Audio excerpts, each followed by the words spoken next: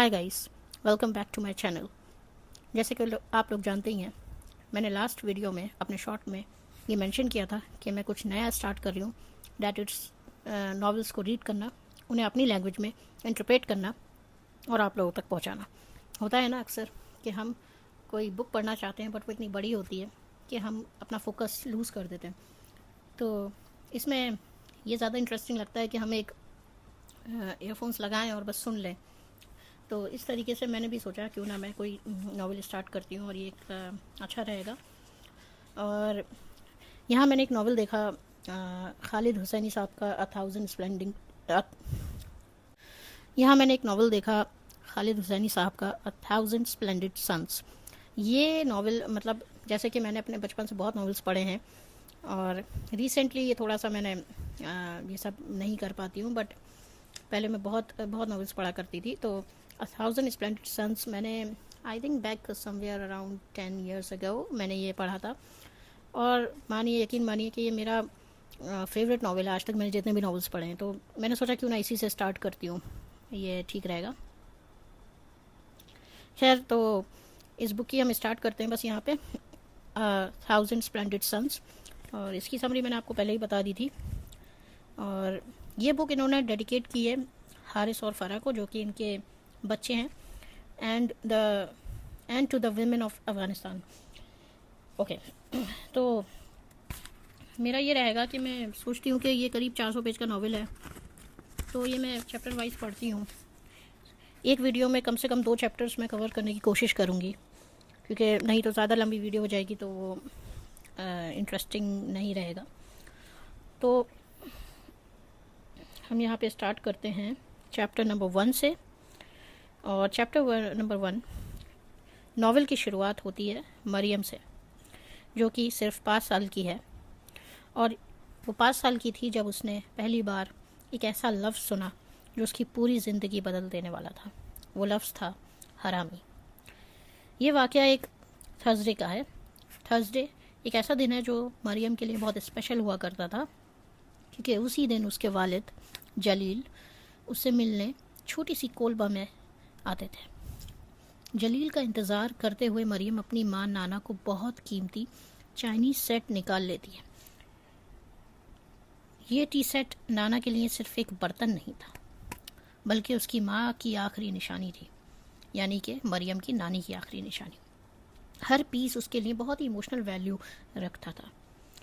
लेकिन खेलते या संभालते हुए मरियम के हाथ से वो टी सेट फिसल जाता है। उसका एक बोल या प्याला फिसल जाता है और वो ज़मीन पर गिर के टूट जाता है। इस एक छोटी सी गलती के बाद कहानी एक ऐसे मोड़ पर पहुंचती है जहां मरियम को पहली बार अपनी हकीकत और इस सोसाइटी के नज़रिए का सामना करना पड़ता है। जब नाना ने टूटा हुआ प्याला देखा तो वो बहुत गुस्से में आ गई। उसने मरियम को ज़ोर से पकड़कर पहली बार हरामी कहा।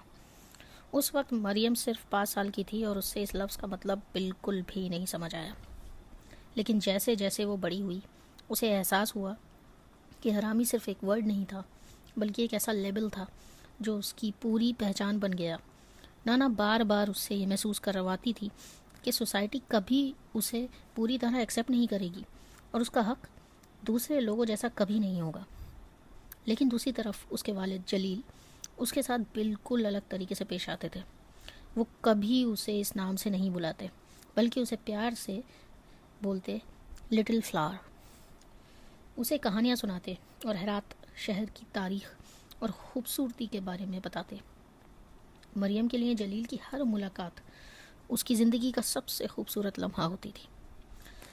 यहीं से हमें मरियम की ज़िंदगी के 2 बिल्कुल मुख्तलिफ पहलू देखने को मिलते हैं। एक तरफ नाना की कड़वी हकीकत और दूसरी तरफ जलील का प्यार, जिसके दरमियान मरियम अपनी पहचान ढूंढने की कोशिश करती है। जब भी जलील मरियम से मिलने आता, उसे अपनी गोद में बिठाकर हेरात शहर की कहानियाँ सुनाता था। जलील बताता था कि मरियम का जन्म 1959 में हेरात अफ़गानिस्तान में हुआ था। उसके मुताबिक हेरात सिर्फ एक शहर नहीं था, बल्कि पर्शियन कल्चर का मरकज़ था, जहाँ लिखने वाले पेंटर्स और सूफ़ी बुज़ुर्ग रहते थे। मजाक में वो कहता था, यहाँ अगर तुम एक कदम भी चलो تو کسی نہ کسی شاعر سے ٹکرا جاؤ گے۔ پھر جلیل نے مریم کو کوئن گوہر شاد کی کہانی سنائی، جس نے ہیرات کی مشہور مینریٹس بنوائی تھیں۔ جلیل کی یہ کہانیاں مریم کے لیے ایک الگ ہی دنیا تھی، ایک ایسی دنیا جہاں وہ خود کو محفوظ اور پیار کی حقدار محسوس کرتی تھی۔ جلیل اپنی بیٹی مریم کو ہیرات کے بارے میں بہت خوبصورت تصویر پیش کرتا تھا۔ وہ بتاتا تھا کہ ہیرات کی ہری بھری گیہوں کی کھیتیاں، انگوروں سے بھرے باغ، پھلوں کے باغیچے اور رنگ برنگے بازار کتنے مشہور ہیں۔ اس کی باتیں سن کر مریم کو لگتا تھا جیسے وہ خود اس شہر کی سیر کر رہی ہو۔ ایک دن جلیل نے مریم سے کہا کہ ہیرات میں ایک پرانا پستہ کا درخت ہے اور اس کے نیچے مشہور فارسی شاعر جامی کی قبر ہے۔ جلیل نے بتایا کہ جامی 500 سال پہلے گزرے تھے اور جب مریم بہت چھوٹی تھی تب وہ اسے ایک درخت کے پاس بھی لے گیا تھا، لیکن مریم کو اس بات کا کوئی یاد نہیں تھی۔ حقیقت یہ تھی کہ ہیرات سے اتنا قریب رہنے کے باوجود مریم کبھی اس شہر کو دیکھ ہی نہیں پائی تھی۔ اپنی زندگی کے پہلے 15 سال اس نے ہیرات کے پاس گزارے، لیکن نہ وہ مشہور مینریٹس دیکھ سکی، نہ باغیچوں کے پھل توڑ سکی اور نہ ہی گیہوں کے کھیتوں میں چل سکی۔ ہیرات اس کے لیے صرف جلیل کی کہانیوں میں ہی زندہ تھا۔ جب بھی جلیل یہ سب باتیں کرتا، مریم بہت دھیان سے سنتی۔ اسے اپنے والد کی نالج پر فخر ہوتا تھا اور وہ خوش ہوتی تھی کہ اس کے باپ اتنے دلچسپ کہانیاں جانتے ہیں۔ لیکن جیسے ہی جلیل چلا جاتا، نانا اس کی ہر بات کو جھوٹ قرار دیتی۔ وہ کہتی کہ جلیل ایک امیر آدمی ہے جو صرف امیروں والے جھوٹ بولتا ہے۔ نانا کا ماننا تھا کہ جلیل نے کبھی مریم کو اس درخت کے پاس نہیں لے کے گیا۔ اس نے مریم کو سمجھایا کہ جلیل نے ان دونوں کو اپنی زندگی سے نکال دیا تھا اور اپنے شاندار گھر سے اس طرح دور کر دیا جیسے ان کی کوئی اہمیت ہی نہ ہو۔ مریم چپ چاپ نانا کی باتیں سن لیتی تھی، لیکن اس کے دل میں جلیل کے لیے محبت کم نہیں ہوتی تھی۔ اسے بالکل اچھا نہیں لگتا تھا جب نانا اس کے والد کے بارے میں برا کہتی تھی۔ مریم کے لیے ہر تھرسڈے سب سے خاص دن ہوتا تھا۔ جب جلیل اس سے ملنے آتا، اس کے لیے تحفے لاتا، پیار سے بات کرتا اور اسے اپنی بیٹی ہونے کا احساس دلاتا، تب کچھ گھنٹوں کے لیے مریم بھول جاتی تھی کہ لوگ اسے حرامی کہتے ہیں۔ ان لمحوں میں اسے ایسا لگتا تھا کہ وہ بھی اس دنیا کی ہر خوشی، پیار اور عزت کی حقدار ہے۔ اسی وجہ سے مریم اپنے والد جلیل سے بہت محبت کرتی تھی۔ لیکن کہانی کے آخر میں ایک نئی بات سامنے آتی ہے۔ ہمیں پتہ چلتا ہے کہ جلیل کی 3 بیویاں ہیں اور 9 جائز بچے بھی ہیں۔ مریم ان سب کے لیے ایک اجنبی تھی۔ پھر بھی اتنا سب کچھ جانتے ہوئے بھی مریم اپنے والد سے محبت کرتی رہی اور ان کے ساتھ بتائے ہوئے ہر لمحے کا انتظار کرتی تھی۔ اب ہمیں جلیل کی اصل زندگی کے بارے میں اور بھی زیادہ پتہ چلتا ہے۔ جلیل ہیرات کا سب سے امیر اور بااثار آدمیوں میں سے ایک تھا۔ اس کا اپنا سنیما ہال بھی تھا۔ مریم نے کبھی اس سنیما کو نہیں دیکھا تھا، لیکن جلیل اس کی اتنی خوبصورت تعریف کرتا تھا کہ مریم اس کی تصویر اپنے ذہن میں بنا لیتی تھی۔ جلیل بتاتا تھا کہ سنیما کی بلڈنگ نیلے اور بھورے رنگ کی ٹائل سے بنی ہوئی ہے، اندر پرائیویٹ بالکنی سیٹس ہیں، خوبصورت سیلنگ ہے اور انٹرنس پہ ہندی فلموں کے پوسٹرز گلاس کے اندر لگے رہتے ہیں۔ وہ یہ بھی کہتا تھا کہ ہر ٹیوزڈے بچوں کو فری آئس کریم ملتی ہے۔ مریم یہ بات سن کر بہت خوش ہوتی تھی، لیکن جلیل کے جاتے ہی نانا مذاق اڑا کر کہتی، فری آئس کریم تو صرف دوسرے بچوں کو ملتی ہے، تمہارے لیے تو صرف کہانیاں ہی ہیں۔ سنیما کے علاوہ جلیل کے پاس کاروخ میں زمین تھی، فرا میں 3 کارپٹ اسٹورز، ایک کپڑوں کی دکان اور ایک بلیک 1956 بوئک روڈ ماسٹر گاڑی بھی تھی۔ وہ ہیرات کا سب سے کنیکٹڈ لوگوں میں شمار ہوتا تھا۔ میئر اور پروونشل گورنر تک اس کے دوست تھے۔ اس کے گھر میں ایک کک، ایک ڈرائیور اور 3 ہاؤس کیپرز کام کرتے تھے۔ انہی ہاؤس کیپرز میں سے ایک تھی نانا۔ لیکن جب نانا پریگننٹ ہوئی اور اس کا پیٹ دکھنے لگا، تب سب کچھ بدل گیا۔ نانا کے مطابق جلیل کے گھر والوں کو یہ بات بالکل قبول نہیں ہوئی۔ اس کی بیویوں نے جلیل پر دباؤ ڈالا کہ وہ نانا کو گھر سے نکال دیں۔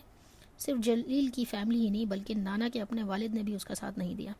نانا کے والد، جو گل دمن کے قریب ایک چھوٹے سے گاؤں میں پتھر تراشنے کا کام کرتے تھے، شرمندگی کی وجہ سے اسے اپنی بیٹی ماننے سے ہی انکار کر دیا۔ پھر وہ اپنا سامان لے کر ایران چلے گئے اور دوبارہ کبھی واپس نہیں آئے۔ ایک صبح جب نانا مرغیوں کو دانہ کھلا رہی تھی، اس نے مریم سے ایک بہت دربری بات کی۔ اس نے کہا کہ کبھی کبھی اسے لگتا ہے کہ کاش اس کے والد میں اتنی ہمت ہوتی کہ وہ اسے پیدا ہونے سے پہلے ہی مار دیتے۔ اس کے حساب سے شاید اس کی اور مریم دونوں کی زندگی کا درد کم ہوتا۔ پھر نانا نے کہا کہ اس کے والد میں وہ ہمت ہی نہیں تھی، ان کے پاس دل ہی نہیں تھا۔ یہاں دل کا مطلب صرف ہارٹ نہیں بلکہ ہمت اور عزت سے فیصلہ لینے کی طاقت ہے۔ نانا کہتی ہیں کہ جلیل میں بھی وہ دل نہیں تھا۔ اگر اس میں ہمت ہوتی تو وہ سب کے سامنے نانا اور مریم کو اپنا لیتا، لیکن اس نے ایسا کبھی نہیں کیا۔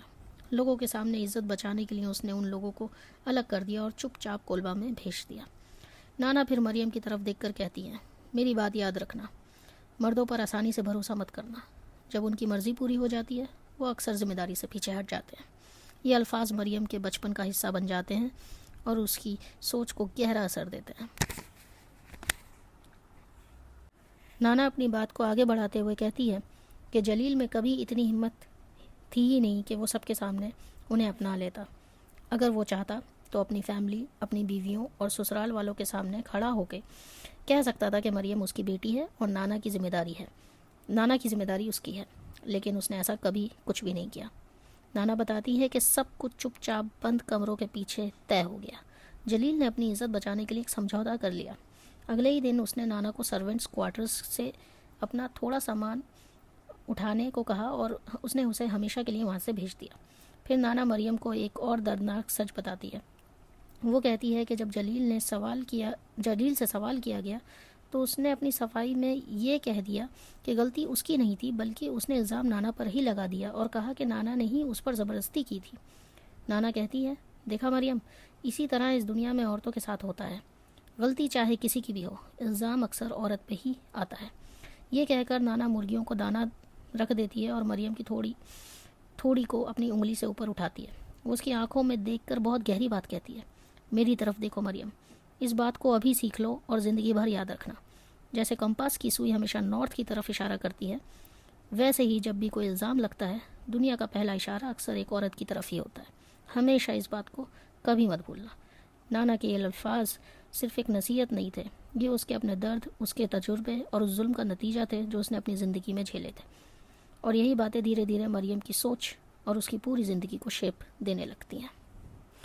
تو یہاں پہ چیپٹر نمبر 1 کمپلیٹ ہوتا ہے، تو آگے میں چیپٹر نمبر 2 اسٹارٹ کروں گی۔ تو گائز اب ہم بڑھتے ہیں چیپٹر 2 کی طرف۔ چیپٹر 2 کی شروعات نانا کی ایک اور کڑوی بات سے ہوتی ہے۔ وہ کہتی ہے، جلیل اور اس کی بیویوں کے لیے میں صرف ایک بیکار جھاڑ جھنکار تھی اور تم تو اس وقت پیدا بھی نہیں ہوئی تھی۔ مریم معصومیت سے پوچھتی ہے، مگورٹ کیا ہوتا ہے؟ نانا جواب دیتی ہے، ایک ایسی گھاس یا جھاڑ جسے لوگ اکھاڑ کر پھینک دیتے ہیں کیونکہ اس کی کوئی قیمت نہیں سمجھی جاتی۔ مریم یہ بات سن کر اندر ہی اندر اداس ہو جاتی ہے۔ اسے پتا تھا کہ کم سے کم جلیل نے کبھی اس کی ماں کے ساتھ یا اس کے ساتھ ایسا رویہ ظاہر نہیں کیا، لیکن وہ نانا سے بحث نہیں کرتی، وہ چپ رہنا ہی بہتر سمجھتی ہے۔ پھر نانا بتاتی ہے کہ اس کی زندگی بھی ایک پودے کی طرح ایک جگہ سے اکھاڑ کر دوسری جگہ لگا دی گئی ہے۔ اس کے مطابق مریم کے پیدا ہونے کی وجہ سے جلیل اور اس کی فیملی نے فیصلہ کیا کہ نانا کو ہرات سے دور بھیج دیا جائے۔ نانا کہتی ہے کہ اس نے ہرات میں رہنے سے صاف انکار کر دیا تھا۔ وہ روز روز جلیل کو اس کی خوبصورت بیویوں کے ساتھ شہر میں گھومتے ہوئے دیکھنا برداشت نہیں کر سکتی تھی۔ اس کے لیے یہ درد اور بے عزتی سے کم نہیں تھا۔ اس نے اپنے والد کے خالی گھر میں رہنا بھی قبول نہیں کیا۔ وہ گھر گل دمن گاؤں میں تھا جو ہرات سے لگ بھگ 2 کلومیٹر دور ایک پہاڑی پر واقع تھا۔ نانا چاہتی تھی کہ وہ سب لوگوں سے دور ایک تنہا جگہ پر رہے۔ اس کا کہنا تھا کہ اگر وہ لوگوں کے بیچ رہتی تو ہر روز پڑوسی اس کے ابھرے ہوئے پیٹ کی طرف دیکھتے، اس کا مذاق اڑاتے، اس پر ہنستے اور اس کی بے عزتی کرتے۔ اسی لیے اس نے تنہائی کو لوگوں کی ذلیل کرنے والی نظروں سے بہتر سمجھا۔ یہ سب سن کر ہمیں احساس ہوتا ہے کہ نانا کا غصہ صرف جلیل پر نہیں تھا بلکہ اس سوسائٹی پر بھی تھا جہاں ایک عورت کو اس کی غلطی سے زیادہ اس کی مجبوری اور حالات کی سزا دی جاتی ہے، اور مریم بچپن سے ہی انہی کڑوی باتوں کے درمیان بڑی ہو رہی تھی۔ نانا اپنی بات جاری رکھتے ہوئے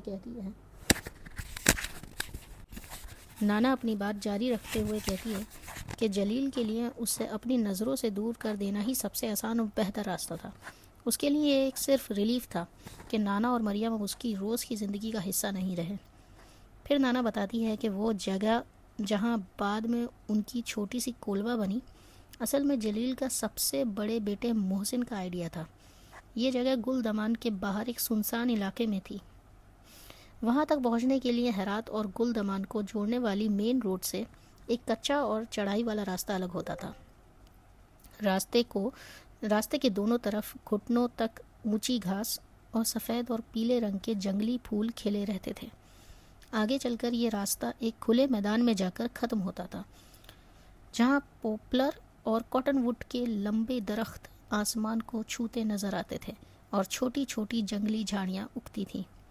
اس جگہ سے دور تک کا نظارہ دکھائی دیتا تھا۔ ایک طرف گل دمان کی پرانی ونڈ مل کے زنک لگے پر نظر آتے تھے اور دوسری طرف پورا ہرا شہر پھیلا ہوا دکھتا تھا۔ راستے کے آخر میں سفید کوہ پہاڑوں سے نکلنے والی ایک سفید ندی بہتی تھی، جس میں ٹراٹ مچھلیاں بھی ہوتی تھیں۔ ندی کے تھوڑا آگے ویپنگ ولو کے درختوں کا ایک گول سا جھنڈ تھا۔ انہی درختوں کے سائے میں وہ خالی جگہ تھی جہاں جلیل نے نانا اور مریم کے لیے کولبا بنوائی۔ نانا کہتی ہے کہ جب جلیل پہلی بار اس جگہ کو دیکھ کر واپس آیا تو وہ اس کی تعریف اس طرح کر رہا تھا جیسے کوئی جیل کا سپرنٹینڈنٹ اپنی جیل کی چمکتی دیواروں اور صاف فرش کی تعریف کر رہا ہو۔ نانا کے لیے وہ جگہ گھر نہیں تھی بلکہ ایک قید خانہ تھی، اس لیے وہ طنز کرتے ہوئے کہتی ہیں، اور اس طرح تمہارے باپ نے ہمارے لیے یہ چوہوں کا بل بنا دیا۔ اس کے بعد کہانی نانا کے گزرے ہوئے وقت کی طرف مڑتی ہے۔ ہمیں پتہ چلتا ہے کہ جب نانا صرف 15 سال کی تھی تب اس کی شادی طے ہو گئی تھی۔ لڑکا شند داند کا رہنے والا تھا اور ٹوٹا یا پراکیت بیچنے کا کام کرتا تھا۔ نانا اکثر اس بات کو زیادہ اہمیت نہیں دیتی تھی، لیکن مریم محسوس کرتی تھی کہ جب بھی اس کی ماں اس واقعے کو یاد کرتی، اس کی آنکھوں میں ایک ہلکی سی چمک آ جاتی تھی۔ شاید وہ اس کی زندگی کا اکلوتا دور تھا جب اس نے سچ مچ خوشی محسوس کی تھی۔ شادی سے پہلے کہ وہ دن اس کے لیے امید اور خوابوں سے بھرے ہوئے تھے۔ مریم جب یہ کہانی سنتی تو اسے اپنی ماں کو دلہن کے لباس میں تصور کرتی۔ وہ سوچتی کہ نانا گھوڑے پر بیٹھی ہوئی ہے، شرم سے مسکراتی ہوئی، اور اس کے چہرے پر دلہن کا گھونگھٹ ہے۔ یہ تصور مریم کے ذہن میں اس نانا سے بالکل مختلف تھا جسے وہ روز اپنی آنکھوں کے سامنے دیکھتی تھی۔ نانا کی کہانی یہیں ختم نہیں ہوتی۔ مریم جب اپنی ماں کے گزرے ہوئے دنوں کو سوچتی تھی تو اس کے ذہن میں ایک خوبصورت تصویر بنتی تھی۔ وہ نانا کو ایک ہرا ویڈنگ گاؤن پہنے ہوئے دیکھتی، اس کے ہاتھوں پر مہندی لگی ہوتی، بالوں کی چوٹیاں چاندی جیسی ربن سے بندھی ہوتی۔ اسے لگتا تھا جیسے شادی کا پورا ماحول زندہ ہو، شہنائی کی آواز، ڈھول کی تھاپ اور گلی کے بچے خوشی سے دوڑتے پھرتے ہوں۔ لیکن یہ خوشی زیادہ دیر تک نہیں رہ سکی۔ شادی نے صرف ایک ہفتے پہلے نانا کو پھر سے ایک جن کا دورہ پڑا۔ مریم نے بچپن سے یہ منظر کئی بار دیکھا تھا، اس لیے وہ جانتی تھی کہ جب نانا پر یہ دورہ پڑتا ہے تو کیا ہوتا ہے۔ نانا اچانک زمین پر گر جاتی، اس کا پورا جسم اکڑ جاتا، آنکھیں الٹ جاتی، ہاتھ اور پیر بے اختیار کانپنے لگتے، اس کے منہ کے کنارے سے سفید جھاگ نکلتے اور کبھی کبھی اس میں تھوڑا خون بھی ہوتا۔ دورے کے بعد وہ بہت کمزور ہو جاتی، اسے نیند سی آتی، وہ گھبرا جاتی اور اس کی باتیں بھی سمجھ نہیں آتی تھی۔ جب شنداند والے لڑکے کے گھر والوں کو نانا کے ان دوروں کے بارے میں پتہ چلا تو انہوں نے فوراً شادی توڑ دی۔ نانا بعد میں صرف اتنا کہتی تھی، وہ ڈر گئے تھے۔ شادی کا جوڑا صندوق میں رکھ دیا گیا اور اس کے بعد پھر کبھی کوئی رشتہ نانا کے لیے نہیں آیا۔ اس کے بعد کہانی واپس مریم اور نانا کے رہنے کی جگہ یعنی کولبا کی طرف آتی ہے۔ جلیل نے اپنے 2 بیٹوں فرحت اور محسن کے ساتھ مل کر وہ چھوٹا سا گھر بنوایا جہاں مریم اپنی زندگی کے پہلے 15 سال گزارے گی۔ کولبا دھوپ میں سکھائی ہوئی اینٹوں سے بنائی گئی تھی اور اس کی دیواروں پر مٹی اور بھوسا لگا کر مضبوط کیا گیا تھا۔ گھر کے اندر 2 سونے کی چرپائیاں، ایک لکڑی کی میز، 2 سیدھی کرسیاں، ایک کھڑکی اور دیواروں پر کچھ شیلفز لگائی گئی تھیں۔ نانا نے ان شیلفز پر مٹی کے برتن اور اپنی سب سے قیمتی چیز، اپنی ماں سے ملی چائنیز ٹی سیٹ سنبھال کر رکھ دی۔ جلیل نے صرف گھر ہی نہیں بنوایا، سردیوں کے لیے ایک نیا کاسٹ آئرن اسٹوو لگوایا اور اس کے پیچھے جلانے کے لیے لکڑیوں کا ڈھیر بھی رکھوایا۔ باہر روٹی پکانے کے لیے ایک تندور بنوایا اور مرغیوں کے لیے بارہ بھی تیار کروایا۔ کچھ بھیڑ یعنی کہ شیپ بھی لا کر دی گئیں اور ان کے کھانے کے لیے الگ سے فیڈنگ ٹرو بنایا گیا۔ آخر میں فرحت اور موسم نے ولو کے درختوں سے کچھ دور ایک گہرا گڈھا کھودا اور اس کے اوپر ایک آؤٹ ہاؤس یا باہر والا ٹوائلٹ بنا دیا۔ اس طرح ایک چھوٹی سی تنہا دنیا تیار ہوئی جہاں نانا اور مریم کو باقی دنیا سے الگ رہنا تھا۔ نانا اکثر ایک اور بات بھی کہتی تھی۔ وہ کہتی تھی کہ جلیل چاہتا تو کولبا بنوانے کے لیے مزدور رکھ سکتا تھا کیونکہ اس کے پاس پیسوں کی کوئی کمی نہیں تھی، لیکن اس نے ایسا نہیں کیا۔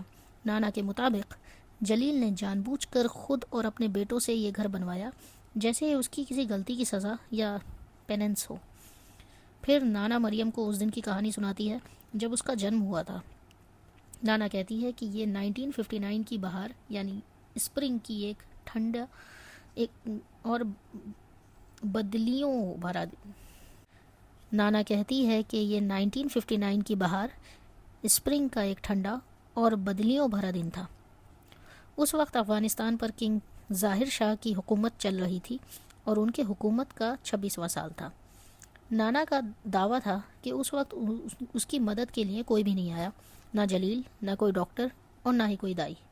نانا کا ماننا تھا کہ جلیل کو پتہ تھا کہ اس سے دورے پڑتے ہیں اور بچہ پیدا کرتے وقت بھی اسے دورہ آ سکتا ہے، پھر بھی اس نے کسی کو نہیں بھیجا۔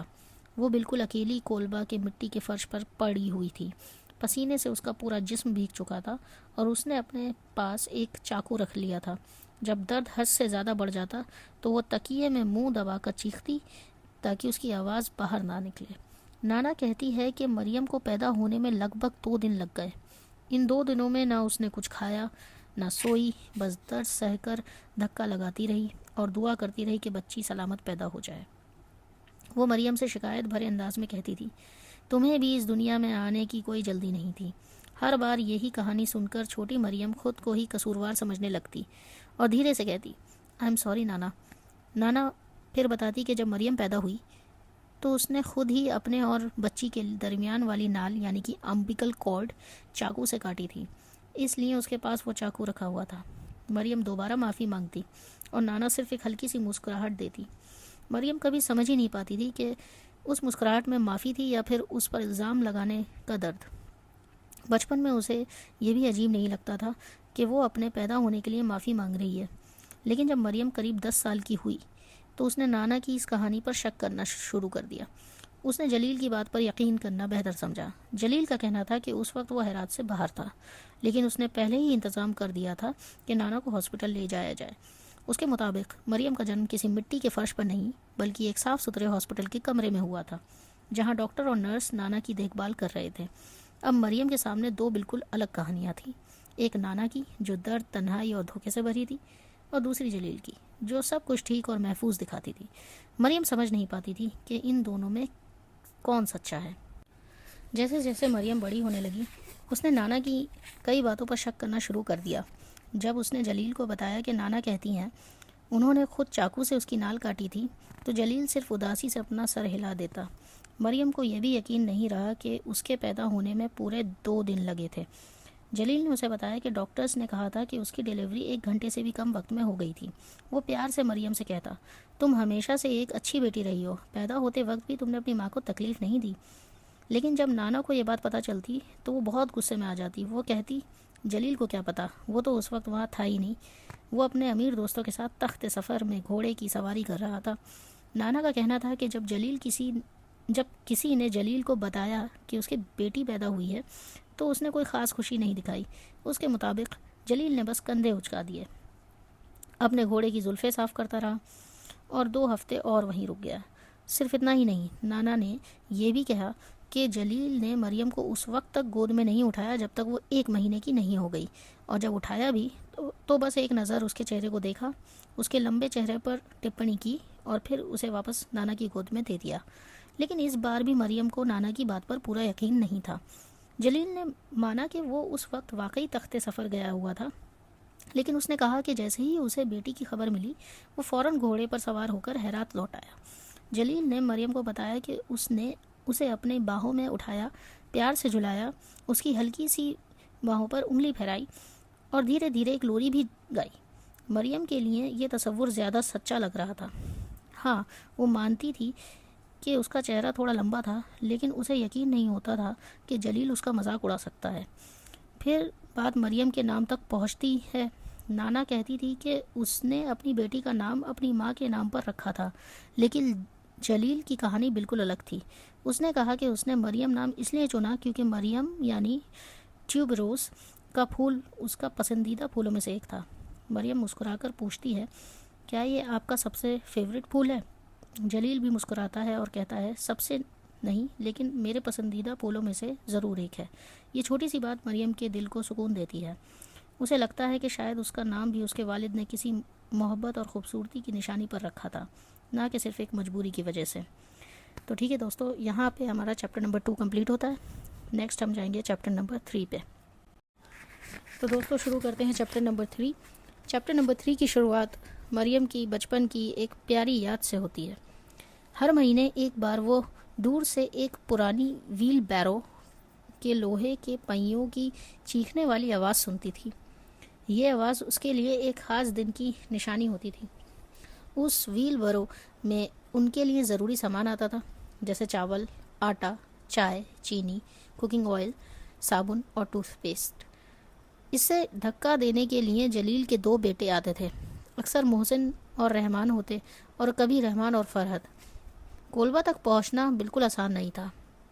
انہیں پتھروں اور کنکر سے بھرے کچے راستے پر ویل بیرو کو دھکا دینا پڑتا تھا۔ راستے میں گڈھے اور جھاڑیاں بھی ہوتی تھیں۔ جب وہ ندی تک پہنچتے تو پہلے سارا سامان اتار کر ہاتھوں سے پانی کے اس پار لے جاتے، پھر کالی ویل بیرو کو پار کرتے اور دوبارہ اس میں سارا سامان رکھتے۔ لیکن سفر یہیں ختم نہیں ہوتا تھا۔ ندی کے بعد بھی لگ بھگ 200 گز تک انہیں ویل بیرو کو گھنی گھاس اور جھاڑیوں کے بیچ سے دھکا دینا پڑتا تھا۔ راستے میں مینڈک اچھل کر راستے سے ہٹ جاتے اور لڑکے پسینے میں بھیگ کر مچھروں کو اپنے چہروں سے اڑاتے رہتے۔ ایک دن مریم نے معصومیت سے کہا، جلیل کے پاس تو نوکر بھی ہے، وہ ان میں سے کسی کو یہ سامان بھیجنے کے لیے کہہ سکتے ہیں۔ لیکن نانا نے ہمیشہ کی طرح ایک کڑوی مسکراہٹ کے ساتھ جواب دیا، یہ بھی اس کی پیننس کا حصہ ہے۔ یعنی نانا کا ماننا تھا کہ جلیل جان بوجھ کر اپنے بیٹوں کو بھیجتا تھا، شاید اپنے کیے ہوئے کا کچھ بوجھ ہلکا کرنے کے لیے۔ ہر مہینے ویل بیرو کی وہ آواز مریم اور نانا کو کولوا سے باہر کھینچ لاتی تھی۔ ان کے لیے صرف راشن آنے کا دن نہیں تھا، بلکہ جلیل کی دنیا سے جڑا ہوا ایک چھوٹا سا رشتہ بھی تھا۔ ہر مہینے جب راشن آتا تھا، مریم کے ذہن میں ایک تصویر ہمیشہ کے لیے بس گئی تھی۔ نانا کولبا کے دروازے پر کھڑی ہوتی تھی، لمبی دبلی پتلی اور ننگے پاؤں۔ اس کی ایک آنکھ سیدھی دیکھتی تھی، جبکہ دوسری جو کمزور تھی عجیب سی ٹیڑھی نظر سے سامنے والوں کو دیکھتی۔ اس کے چھوٹے چھوٹے بال کبھی ٹھیک سے بنے ہوئے نہیں ہوتے تھے، اور وہ ہمیشہ ایک ڈھیلی سی سلیٹی رنگ کی قمیص پہنتی تھی جو گردن تک بٹن کی ہوئی ہوتی۔ سب سے عجیب بات یہ تھی کہ اس کی قمیص کی جیبیں ہمیشہ اخروٹ کے سائز کے پتھروں سے بھری ہوتی تھی۔ دوسری طرف جلیل کے بیٹے ندی کے پاس رک جاتے۔ انہیں پتا تھا کہ نانا انہیں اپنے گھر کے قریب آنے نہیں دے گی، اس لیے وہ راشن وہیں چھوڑ دیتے، اور مریم اور نانا اسے اٹھا کر کولبے کے اندر لے جاتی تھی۔ جب نانا بوریاں اٹھاتی، وہ لگاتار لڑکوں کو برا بھلا کہتی رہتی، کبھی ان کے لیے برے الفاظ استعمال کرتی، کبھی ان کی ماں کو بد دعا دیتی، اور کبھی انہیں غصے سے گھورتی۔ غصے میں وہ اپنی جیب سے پتھر نکال کر ان کی طرف پھینکتی بھی تھی، لیکن اس کا نشانہ اتنا اچھا نہیں تھا، اور زیادہ تر پتھر ان تک پہنچنے سے پہلے ہی زمین پر گر جاتے۔ حیرانی کی بات یہ تھی کہ جلیل کے بیٹے کبھی جواب میں کچھ نہیں کہتے تھے، نہ وہ لڑتے، نہ غصہ کرتے، بس چپ چاپ سب کچھ برداشت کرتے۔ مریم کو ان لڑکوں پر ترس آتا تھا۔ وہ سوچتی تھی کہ اتنا بھاری سامان اتنی مشکل راہ سے لانا کتنا تھکا دینے والا ہوگا۔ اس کا دل چاہتا تھا کہ وہ انہیں ایک گلاس پانی ہی دے دے، لیکن نانا کے ڈر کی وجہ سے وہ کبھی ہمت نہیں کر پاتی۔ اگر کبھی وہ لڑکے اس کی طرف دیکھ کر مسکراتے یا ہاتھ ہلاتے تو مریم بھی جان بوجھ کر انہیں جواب نہیں دیتی۔ ایک بار صرف اپنی ماں کو خوش کرنے کے لیے اس نے محسن کا مذاق اڑا دیا اور اس کے چہرے کا مذاق بنایا۔ نانا اتنا زور سے ہنسی کہ اس کے آگے کے سڑے ہوئے دانت تک نظر آ گئے۔ اس نے مریم کو گلے لگانے کے بجائے صرف اتنا کہا، تم اچھی بیٹی ہو۔ لیکن مریم کو اس بات کی بالکل خوشی نہیں ہوئی۔ بعد میں اسے بہت شرمندگی اور افسوس ہوا۔ اسے ڈر لگنے لگا کہ کہیں محسن جا کر جلیل کو سب کچھ نہ بتا دے۔ جب راشن اتر جاتا اور ویل بیرو خالی ہو جاتی تو جلیل کے بیٹے اسے واپس دھکا دیتے ہوئے چلے جاتے۔ مریم انہیں دور تک دیکھتی رہتی جب تک وہ اونچی گھاس اور جنگلی پھولوں کے پیچھے اوجھل نہیں ہو جاتے۔ تبھی نانا اسے آواز دیتی، اندر آ رہی ہو؟ مریم کہتی، جی نانا، لیکن نانا پھر کہتی، وہ تم پر ہنستے ہیں، مجھے ان کی ہنسی سنائی دیتی ہے، کیا تمہیں میری بات پر یقین نہیں؟ نانا کی یہ باتیں دکھاتی ہیں کہ اس کے دل میں کتنی کرواہٹ اور کتنا بے اعتمادی بھر چکی تھی۔ وہ ہر مسکراہٹ اور ہر خاموشی کے پیچھے بھی تذلیل ہی محسوس کرتی تھی۔ جیسے جیسے مریم بڑی ہو رہی تھی، اس کی اور نانا کی زندگی ایک روٹین میں ڈھل چکی تھی۔ ہر صبح ان کی آنکھ دور پہاڑیوں سے آتی بکریوں کی آوازوں اور چارواہوں کی بانسری کی میٹھی دھن سے کھلتی تھی۔ یہ آوازیں ان کی تنہا سی دنیا کو زندہ ہونے کا احساس دلاتی تھی۔ دن کی شروعات کام سے ہوتی۔ مریم اور نانا مل کر بکریوں کو دودھ نکالتی، مرغیوں کو کھانا دیتی اور انڈے جمع کرتی۔ اس کے بعد دونوں مل کر روٹی بناتی۔ نانا دھیرے دھیرے مریم کو زندگی کی ہر ضروری اسکل سکھا رہی تھی، آٹا گوندنا، تندور جلانا اور اس کی دیوار پر روٹی چپکانا۔ صرف اتنا ہی نہیں، وہ اسے سلائی بھی سکھاتی اور افغان کھانے بنانا بھی۔ ٹرنپ والی شلجم اسٹیو، پالک کی سبزی اور ادرک کے ساتھ گوبھی جیسے پکوان مریم بچپن سے ہی بنانا سیکھ رہی تھی۔ یہاں ادھر ہمیں ایک انٹرسٹنگ کانٹراسٹ دکھا رہے ہیں۔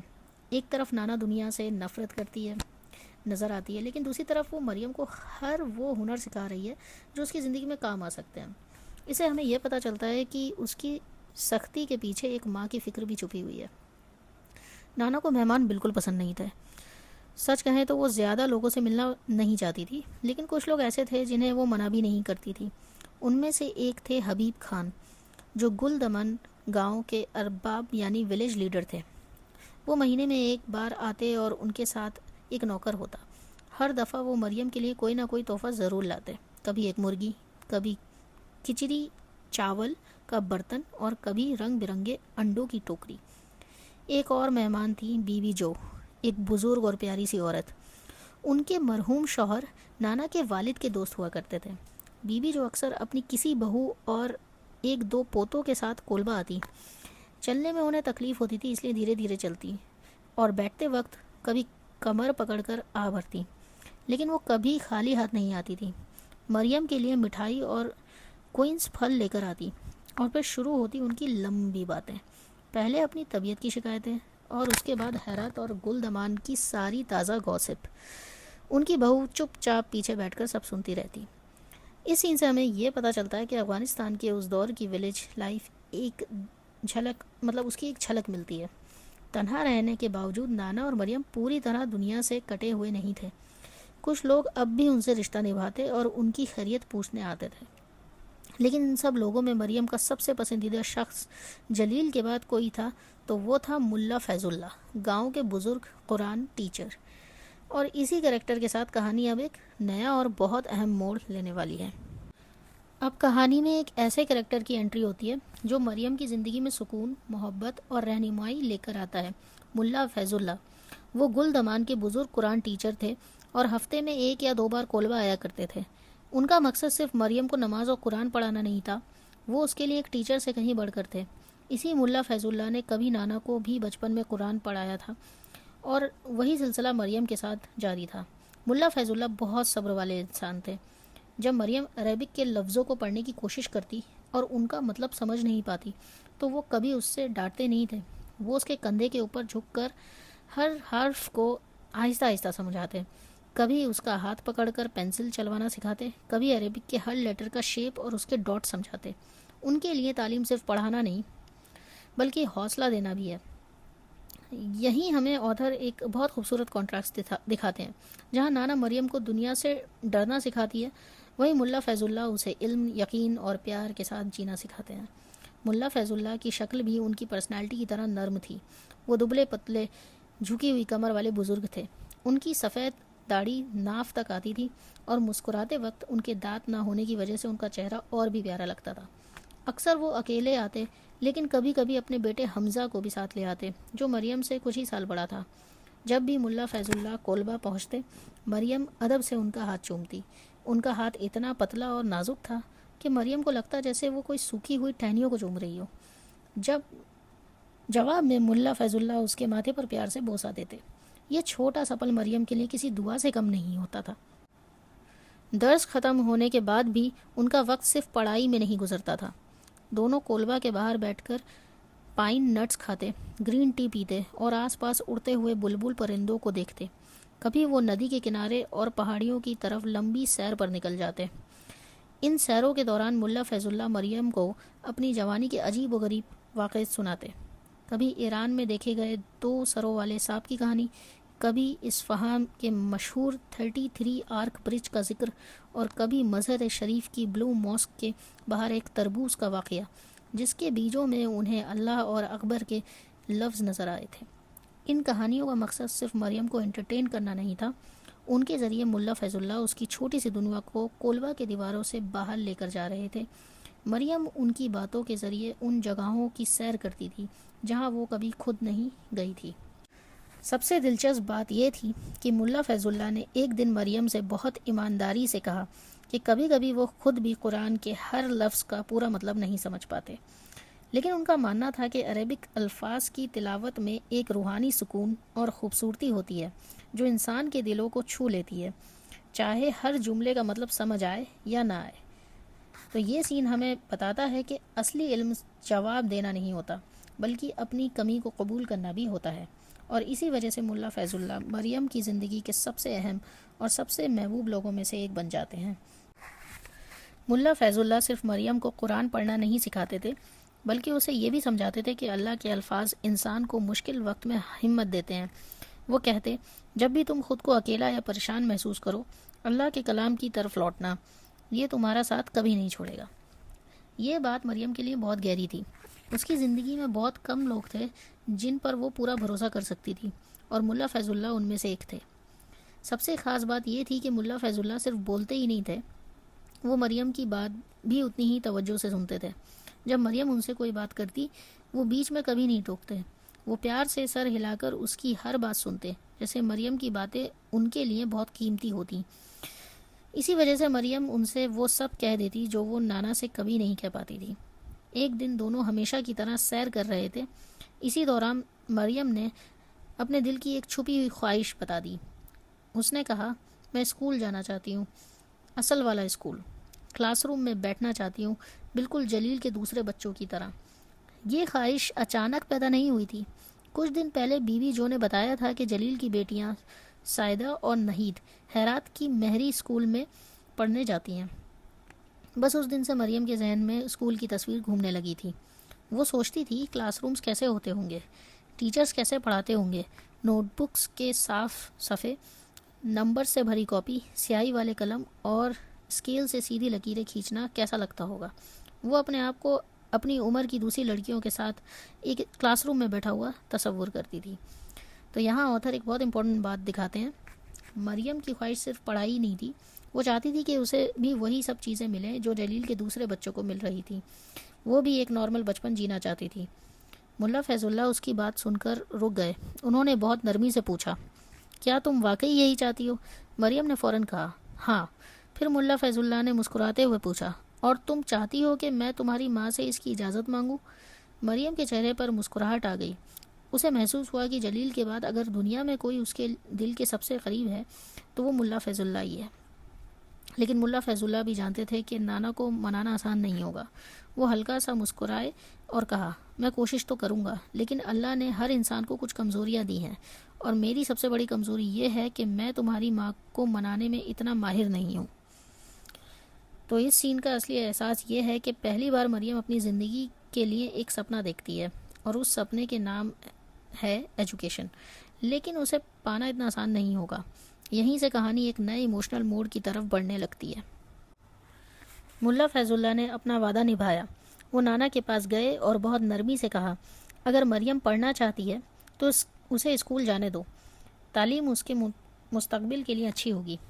لیکن نانا کا ری ایکشن بالکل ویسے ہی تھا جیسے ملا فیض اللہ نے اندازہ لگایا تھا. وہ اس وقت پیاز کاٹ رہی تھی. جیسے ہی اس نے اسکول کا نام سنا، اس نے چاقو نیچے رکھ دیا اور سخت لہجے میں پوچھا، اسکول جا کر کیا کرے گی؟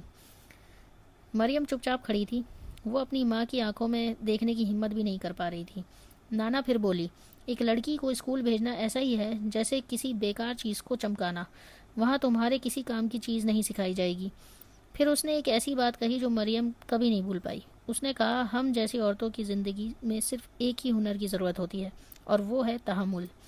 تحمل یعنی صبر کرنا، برداشت کرنا، درد سہنا۔ مریم نے معصومیت سے پوچھا، لیکن نانا کس چیز کو برداشت کرنا؟ نانا ہلکی سی کڑوی مسکراہٹ کے ساتھ بولی، اس کی فکر مت کرو، زندگی میں برداشت کرنے کے لیے چیزوں کی کبھی کمی نہیں ہوگی۔ تو یہاں آتھر ایک بہت ہی گہرا میسج دیتے ہیں۔ نانا کی نظر میں عورت کی زندگی خوشیوں سے نہیں، امتحانوں سے بھری ہوتی ہے، اس لیے وہ تعلیم سے زیادہ برداشت کرنا ضروری سمجھتی ہے۔ پھر نانا اپنی پرانی زندگی یاد کرتی ہے۔ وہ بتاتی ہے کہ جلیل کی بیویاں اس کی توہین کرتی تھیں، اسے نیچا دکھاتی تھیں، اسے غریب پتھر تراشنے والی کی بیٹی کہہ کر ذلیل کرتی تھیں۔ سرد موسم میں اسے باہر کپڑے دھلوائے جاتے، اتنی سردی میں کہ اس کے چہرہ سن ہو جاتا اور انگلیاں جلنے جیسا درد کرتی تھیں۔ اس کے بعد نانا مریم کی طرف دیکھ کر کہتی ہے، یہی ہماری تقدیر ہے، ہم جیسی عورتیں صرف برداشت کرتی ہیں، بس۔ اور پھر وہ اسکول جانے کی اصلی وجہ بتاتی ہے جسے وہ منع کر رہی تھی۔ وہ کہتی ہے، اسکول میں سب تمہارا مذاق اڑائیں گے، وہ تمہیں حرامی کہیں گے، تمہارے بارے میں بری بری باتیں کریں گے، میں یہ سب ہونے نہیں دوں گی۔ یہ بات بہت امپورٹنٹ ہے۔ پہلی نظر میں لگتا ہے کہ نانا صرف سخت دل کی ماں ہے، لیکن اصل میں ان کے فیصلے کے پیچھے ان کا اپنا درد چھپا ہوا ہے۔ وہ نہیں چاہتی کہ مریم بھی وہی بے عزتی اور نفرت جھیلے جو اس نے اپنی پوری زندگی جھیلی تھی۔ اس کا طریقہ غلط ہو سکتا ہے، لیکن اس کا ڈر بالکل حقیقی تھا۔ آخر میں نانا بہت جذباتی ہو کر کہتی ہے، تم میرے پاس جو کچھ ہے بس وہی ہے، میں تمہیں نہیں کھونا چاہتی، اور آج کے بعد اسکول کی بات دوبارہ مت کرنا۔ اسی پل مریم کو ایک خوبصورت سپنا ٹوٹ جاتا ہے۔ اس نے صرف اسکول جانے کی خواہش کی تھی، لیکن اسے جواب میں اپنی زندگی کی پہلی بڑی نا امیدی ملی، اور یہیں سے ہمیں سمجھ آتا ہے کہ نانا کی محبت اور اس کا ڈر ہمیشہ ایک ساتھ چلتے ہیں۔ ملا فیض اللہ نے ایک بار پھر نانا کو سمجھانے کی کوشش کی۔ انہوں نے بہت نرمی سے کہا، ذرا سوچئے، اگر مریم تو اسے ایک موقع تو ملنا چاہیے۔ لیکن اس بار بھی نانا کا فیصلہ نہیں بدلا۔ وہ بہت ادب کے ساتھ ملا فیض اللہ سے بات کرتی ہے، لیکن اس کی آواز میں مضبوطی اور درد دونوں صاف محسوس ہوتے ہیں۔ وہ کہتی ہیں، آخوند صاحب، اگر آپ واقعی مریم کی فکر کرتے ہیں تو اسے یہ سمجھائیے کہ اس کی جگہ اسی گھر میں ہے، اپنی ماں کے ساتھ۔ پھر نانا ایک اور کڑوا سچ بیان کرتی ہیں۔